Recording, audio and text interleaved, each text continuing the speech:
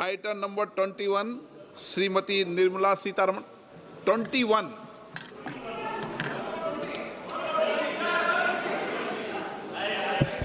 इसके बाद आएगा वो भी आएगा।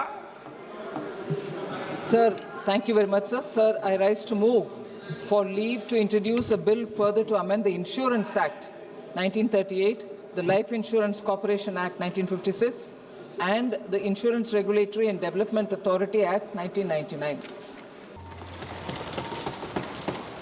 धन्यवाद आदरणीय अध्यक्ष महोदय जी, मैं नियम 72(1) के तहत इस विधेयक को पुनर्स्थापित करने पर अपनी सख्त आपत्ति दर्ज करना चाहती हूँ।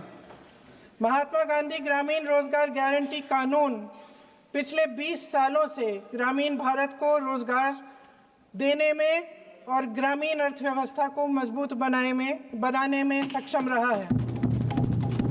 ये एक इतना क्रांतिकारी कानून है कि जब इसको बनाया गया तो सदन के सभी राजनीतिक दलों ने इससे पूरी सहमति दी। इसके द्वारा 100 दिन का रोजगार इस देश के गरीब से गरीब लोगों को मिलता है, हमारे गरीब से गरीब भाई बहनों को।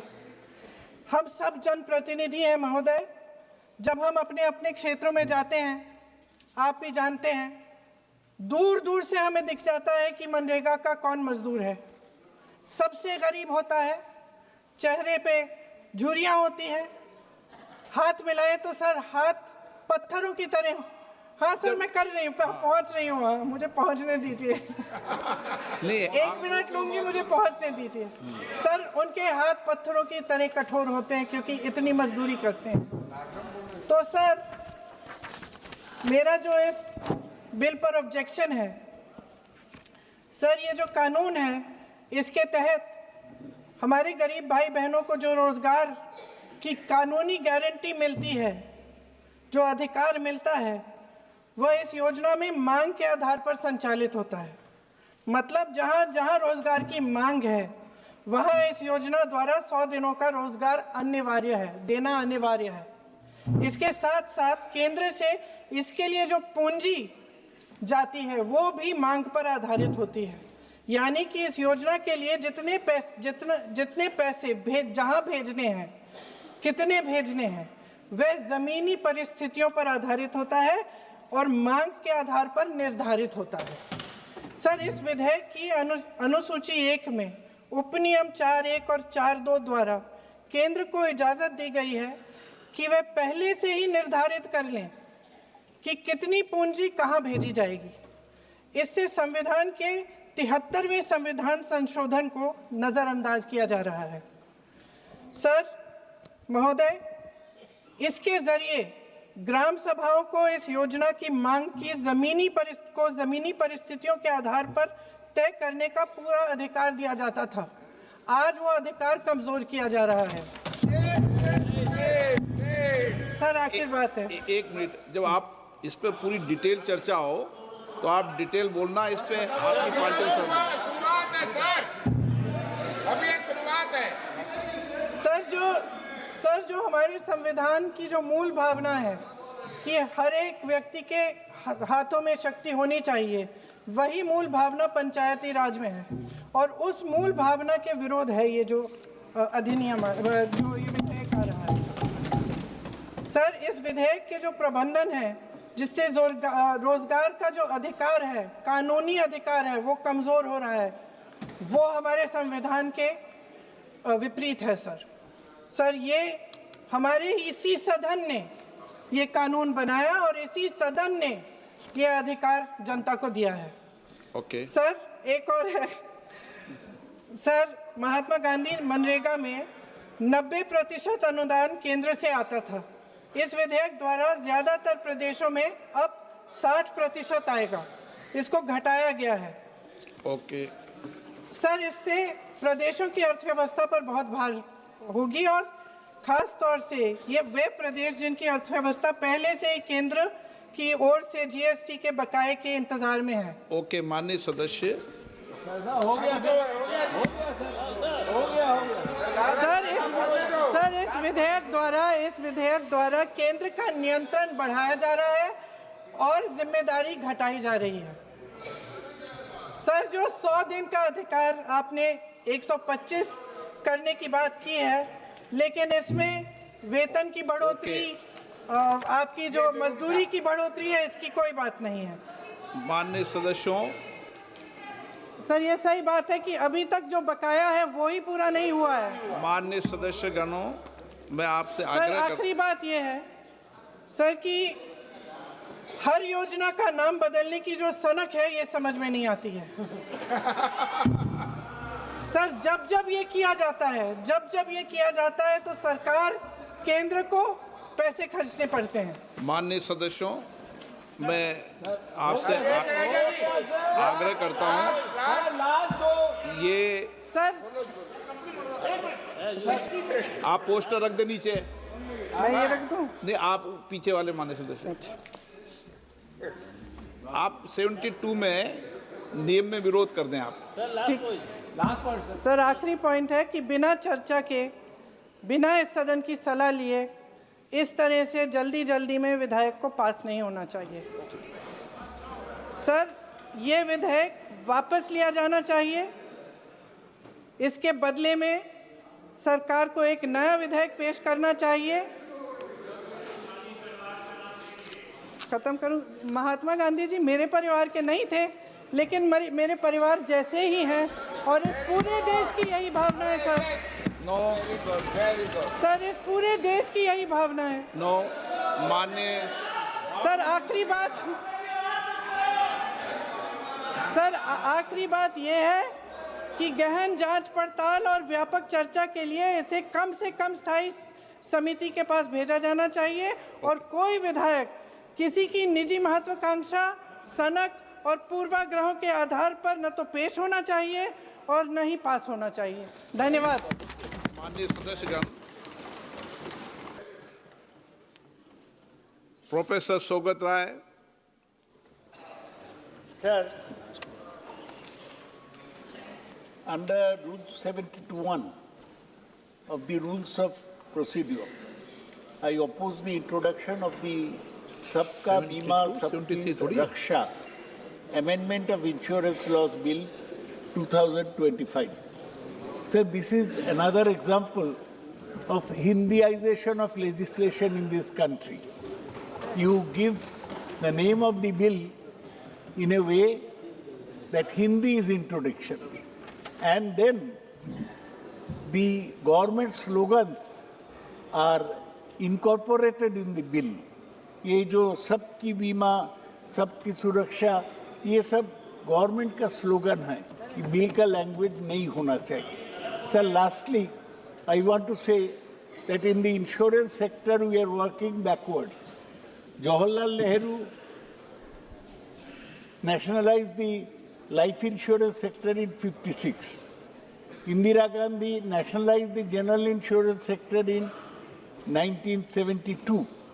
And now we are working backwards. Slowly IRDA was set up in 1999, and now 100% FDI in insurance sector is being allowed. This is going to favor the corporates and not the common people, common insurance. Common insurers. The rural people are still outside the ambit of insurance. That's why, sir, I think this is a superfluous bill, the backward-looking bill, and that's why I oppose the introduction. I associate. अभी नियम 72 में विरोध किया जाता है। माननीय सदस्य Shri N.K. Premachandran जी ने आर्टिकल 348 का हवाला देते हुए विषय उठाया है कि संसद में पूर्व स्थापित किए जाने वाले सभी विधेयकों का प्राधिकृत पाठ अंग्रेजी भाषा में होना चाहिए। इस संदर्भ में मैं सदन को ये बताना चाहता हूं कि सबका बीमा सबकी रक्षा बीमा विधि संशोधन विधेयक 2025 को प्राधिकृत पाठ अंग्रेजी भाषा में ही है। इस विधेयक के नाम में हिंदी और अंग्रेजी दोनों भाषाओं के शब्दों का प्रयोग किया गया है। इस संदर्भ में मैं ये कहना चाहता हूं कि किसी भी सरकारी विधेयक के नाम का चयन करना मंत्रालय का अधिकार क्षेत्र में आता है। माननीय मंत्री जी कुछ इस विषय पर बोलना चाहेंगे आप? सबने बोल लिया। सर सभी विषयों में नहीं, आप संक्षिप्त में दे दें इनका जवाब, दे देते हैं सर। संक्षिप्त में। हाँ जी sir, first of all, sir, several points. With due respects, of course, I'll address each of the points, sir. But many of the issues raised are legitimately issues that has to be part of the debate itself.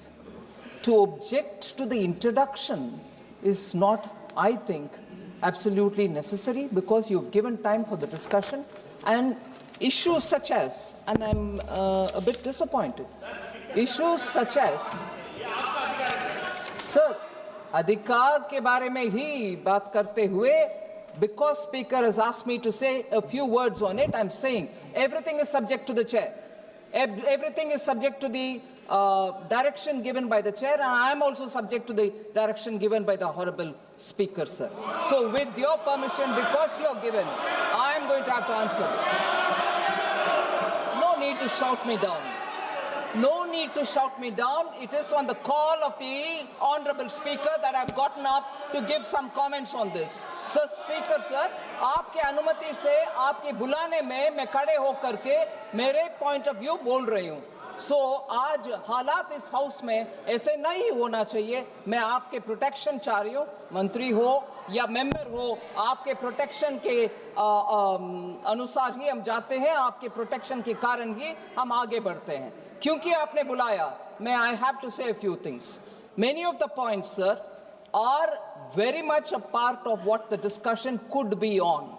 And therefore, to object to the introduction, at the introduction stage itself, questions the legislative competence. And I don't think there is a question on the legislative competence of the government to bring this into this House. One. Second, sir, I take the example when I say there are points which honorable members have raised, which can be part of the discussion, such as honorable member N.K. Premchandran talking about commissions for LIC agents. Very much a part of what we are going to discuss. And in fact, let me even give one point already on that. Fixing commission for LIC agents is already a part of the regulator in the sense that he fixes the upper cap, and below which is what the agents are given to collect, not to go beyond it. Isn't it already with the IRDAI? So please, everything is subject to discussion. Everything under your guidance will go either into the record or not. Everything will, under your direction, be acceptable or not. And therefore, that is one point, sir. Second is, Honorable Member Selva Ganapathy, talking about welfare measure, insurance. Sir, it was, and let me say this, and I'm sure this is also going to have a lot of voice of protest. Common citizens' insurance, if anyone thought of it at a mass scale, it was Prime Minister Modi. Jeevan Jyoti Suraksha Bima Yojana, where did it come from? Atal Pension Yojana, where did it come from?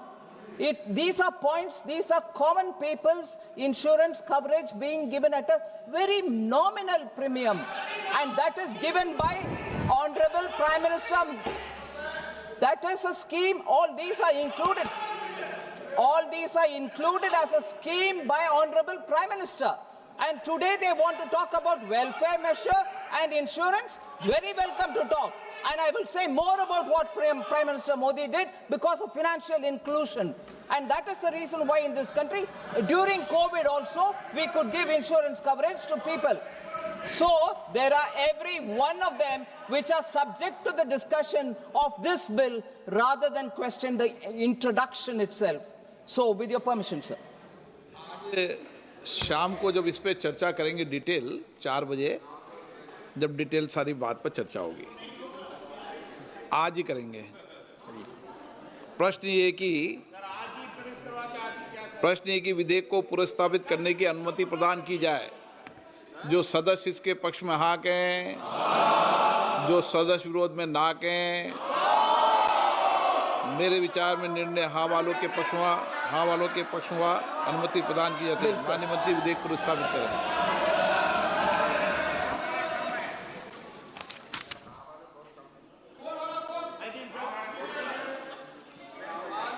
Item number